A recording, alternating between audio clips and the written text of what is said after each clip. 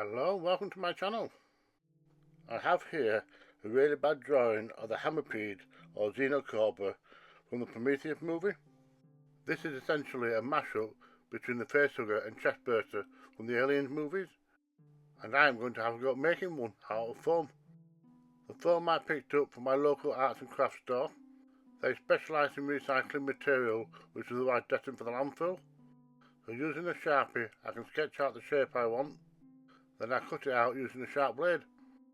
This process doesn't need to be too neat, as I'm basically making the understructure, and I will be applying the top layer in the next stage. But for now, all these parts are joined together with contact cement. Both sides are coated, then once it's dry to the touch, they can be pushed together, and this will create a solid bond. With both pieces now together, I can continue cutting. For now, I'm just concentrating on the body and the tail, of which half of it is going to curl about on the floor, which will also give it a good centre of gravity so it will remain upright.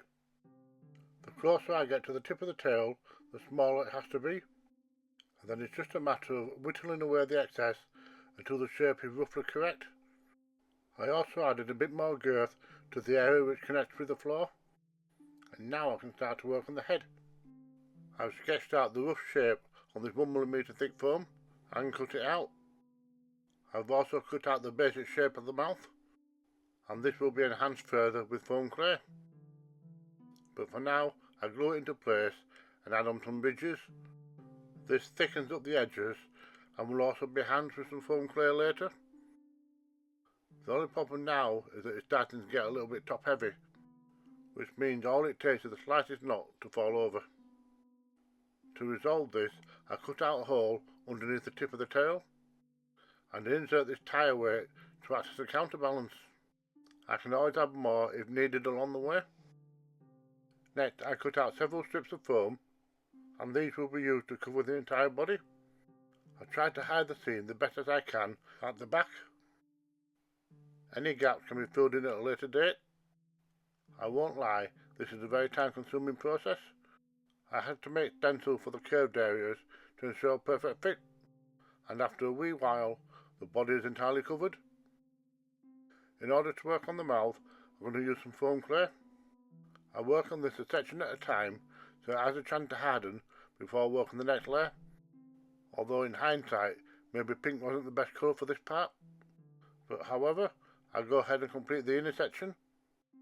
This doesn't need to be very detailed as it will be painted a dark colour, and then using a sculpting tool I add on the details. Bear in mind when foam clay dries it will puff out a little bit, so all these hard lines will soften up. Next I sculpt the back and the front of the hood. This will be the focal point of the creature. Since I couldn't find any good reference images for the back of the head, I just guessed. But in the front section there are a lot of creases and fold marks. Then I rolled out 5 tiny cone shapes, and these will create the teeth, and all of which need to point towards the opening of the mouth. Then after the final adjustments, I pop it to one side to harden, and then I can make a start on the painting.